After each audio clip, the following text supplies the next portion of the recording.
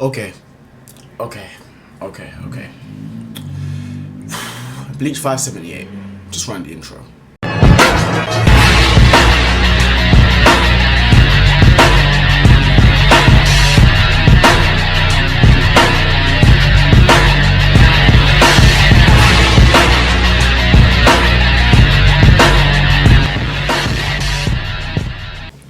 Hello everybody, for my new subscribers who don't know me, my name is Shimigami X, aka Captain X, leader of Squad X, and here today to give you your weekly prescribed Bleach chapter review. Today what I'm going to be reviewing for you is Bleach chapter 578, entitled The Undead 5. Alright, when I first read this chapter, I'm not going to lie, I was somewhat disappointed / thinking, what the hell just happened? But as for reasons I've already explained on my Facebook fan page and my Twitter fan page, for those of you who haven't followed that or liked that page, link is always in the description box below. So for reasons that I've already explained on those two pages, and as well as I didn't really want to go into this chapter giving like a negative review, like a really negative review, like really just bashing the hell out of this chapter. So I took my time, I took the day off, did what else I had to do, read it about a good 5-6 more times upon the additional 3 or 4 times I've already read it. So about nearly 8 to 10 times in total I've read this chapter. And now I finally understand it. I finally understand, or I should say understood, what Kubo was doing here. Alright. The problem is, when you have a character like Granny who can think up anything, the trouble is, how do you end up killing somebody like him? Do you know what I mean? So we can see that it's evident that all Kenpachi can do is slash things, and obviously it seems that slashing Granny is not going to kill him.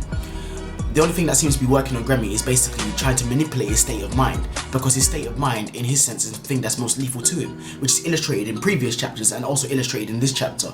Illustrated in previous chapters in the sense where when Kenpachi was slashing at him, he wasn't thinking of healing himself because he's just thinking like, you know, this guy just slashed me up. He was almost imagining his own death, and that is something that's very detrimental to him, because of the fact that his power is to conjure up anything that he thinks up. Anything that he imagines, he can conjure into existence. So this chapter somewhat makes sense. It isn't so much of a case of, oh yeah, he imagined the unimaginable, because Kenpachi cannot be beaten. Kenpachi is by no means invincible. There are characters in the series that are stronger than him, such as Juha himself, such as Ichigo, because we all know that Ichigo by the end of the series is going to be the strongest character. He is the main protagonist at the end of the day. So, but in the context of Gremmy's mind, Gremmy's powers generally have no limit, which is the problem when you have a character that has the ability to imagine anything. But they do have a limit, and the limit to them is basically the extent of Gremmy's imagination. That is the limit of his powers, and that sounds somewhat weird.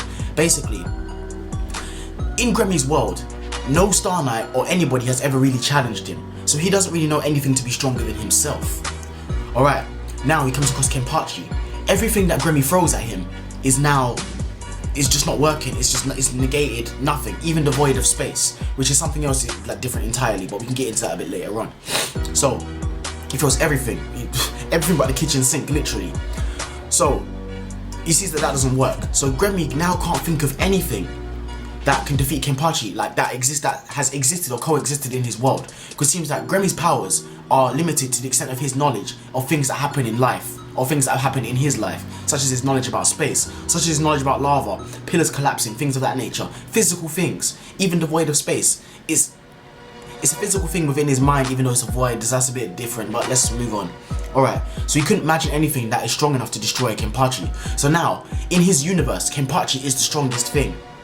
So when you try to imagine yourself stronger than the strongest thing you can think of in your entire universe, it's not going to work, especially when you imagine that on yourself, because what happens is that you end up trying to think of something that's greater than that, but you can't do it. So then what happens is that you kind of shut yourself down halfway. You're like, oh crap, there's nothing that is stronger.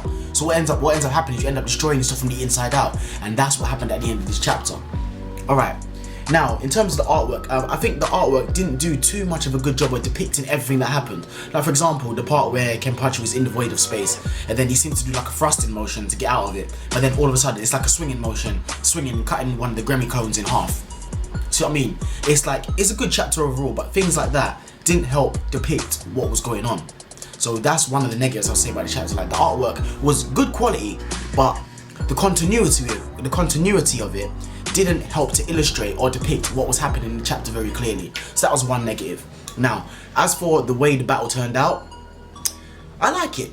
I like it because I get kind of tired of being able to predict what is going to happen in the series of Bleach or any manga for that reason. If I can predict it, that's just not very good story writing, because then I could write it myself.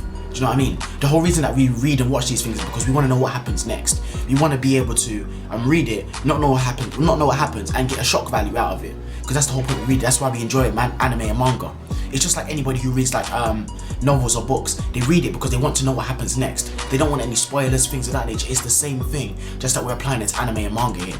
So, with that being said, the fact that Grammy killed himself by his own imagination and not the typical trend of what happens in Bleach, in basically battles in Bleach, where basically either the hero or the villain is killed by the hands of the other, like by using their powers or whatever, or tricking them or anything like that. The fact that he killed himself with his own powers only adds to the chapter, in my personal opinion. Now let's talk about the actual events of this chapter. Okay, I did actually find it was quite entertaining that, you know, Grammy was trying to, like, basically, Kenpachi slashed through the media. Grammy's just like, you know, what the hell, are you some kind of monster?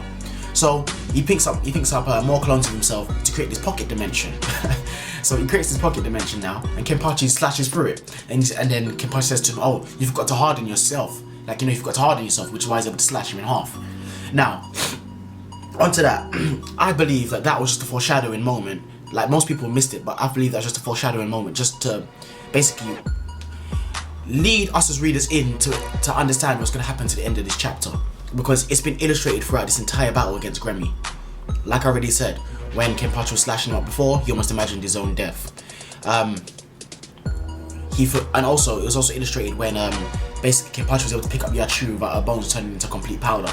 So it just shows that some of the limitations of Grammy's powers, or the late, I should say, Grammy's powers, are that, you know, he has to maintain some kind of focus. So while he was too busy creating this pocket dimension to put Kenpachi in, he's not focusing on hardening his own body, simply because he doesn't expect Kenpachi to be able to slash through the dimensional rip that he didn't actually completely close up in the first place.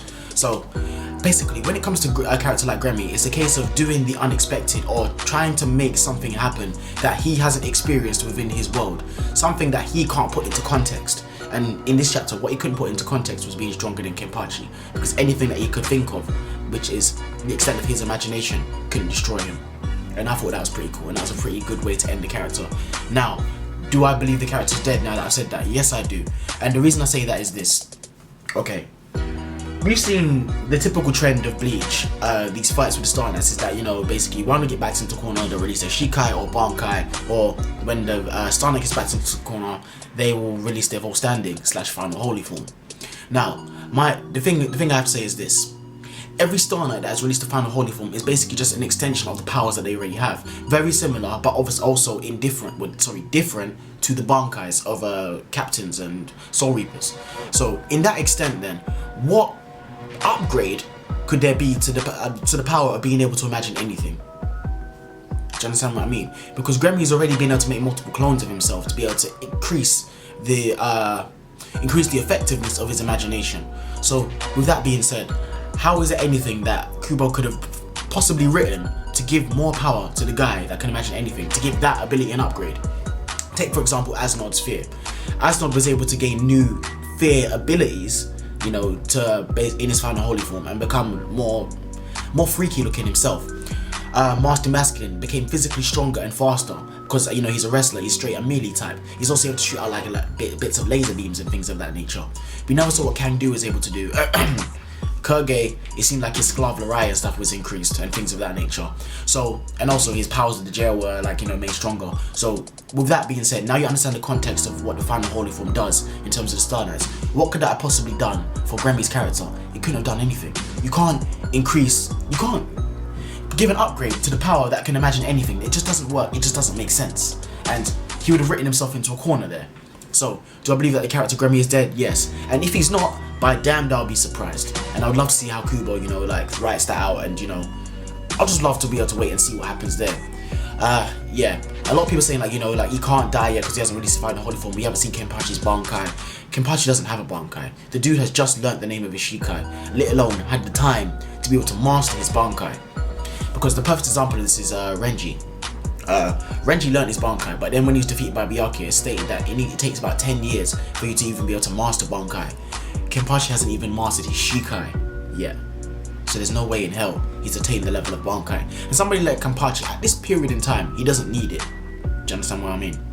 Anyways guys, I believe I've covered all the bases. Let me know if there's anything that I've missed or that you'd like me to talk about in the comment section below. And as always, if my chapter reviews are going to be out late, make sure that you follow my Facebook fan page and you follow my Twitter fan page for all the latest updates regarding me, what's going to be happening with my channel, whether my reviews are going to be out late for whatever reasons. I'm not going to lie to you about the reasons that my reviews and stuff might be out late. I keep it 100 with you because that's just what I do.